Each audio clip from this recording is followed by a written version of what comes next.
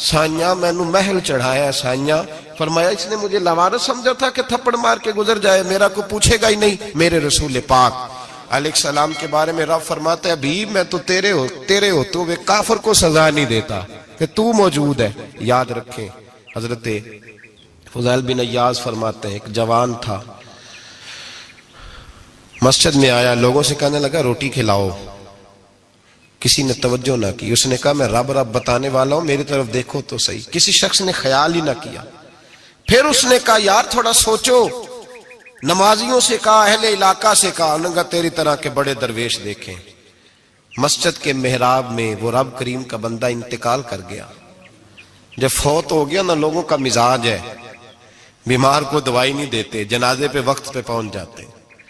جب کوئی گر رہا ہوتا ہے تو سہارا کوئی نہیں دیتا. جب کوئی گر جاتا ہے, ٹانگ ٹوٹ جاتی ہے, تو تیمارداری کو زمانہ پہنچ جاتا ہے. اور بزرگ وہ نوجوان اللہ کا نیک بندہ مسجد کے محراب میں فوت ہو گیا. حضرت فضیل ابن عیاض کہتے ہیں امام صاحب نے اعلان کیا چندہ دو, کوئی لاوارث فوت ہو گیا, کفن دینا.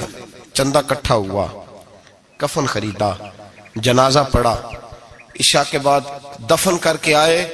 فجر کی نماز کے لیے جب امام اور مؤذن مسجد میں آئے تو چیخیں مارنے لگے, تڑپنے لگے. دور دور تک آوازیں پھیل گئی. دنیا دوڑی آئی, کیا ہوا؟ کہنے لگے وہ جو تم نے کفن پہنایا تھا وہ یہاں پڑا ہوا ہے, اور دیکھو کفن پہ تحریر لکھی ہے. تحریر کیا ہے؟ عرش کے مالک نے فرمایا میرے دوست نے روٹی مانگی, تم نے دی نہیں.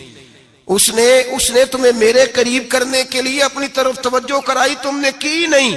اور میرا یار تمہارے کفن کا محتاج تھا, سنبھال کے رکھو اپنا کفن, میں نے اسے جنت کا لباس عطا فرما دیا, سنبھال کے رکھو. یہ کوئی لاوارثوں کا ٹولہ ہے؟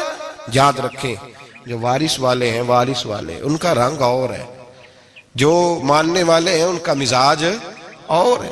اپنی زندگی لاوارثوں کی طرح نہیں گزارے, تھوڑا سا ادھر گیا تھا تو پھر تھوڑا سا ادھر گیا تھا تو تھوڑا سا. یہ کیا بات ہوئی, یہ کیا بات ہوئی؟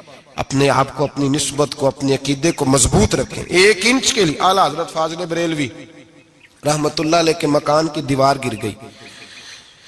ایک کونا مکان کا, آپ جانتے ہیں پرانی دیواریں چھوٹی ہوتی تھی اور بارشوں میں اکثر گھروں کی دیواریں گری ہوئی ہوتی تھی. ایک سائیڈ کی دیوار گر گئی تو اس کونے میں ہندوؤں کا گھر تھا. اب مستری صاحب رات کو آئے, ان سے بات ہوئی تو کہنے لگے سویرے کام شروع کروں گا. کہا 1-2 صاحب نے کہ ہندوؤں کا گھر ساتھ ہے اور وہ دشمن بھی بڑے زیادہ ہیں, تو رات کو ہی ہو جائے. کہنے لگا جی نہیں میری مجبوری ہے, مزدور کہاں سے لاؤں گا, بڑے معاملات ہیں, سویرے شروع ہوگی. اب رات کو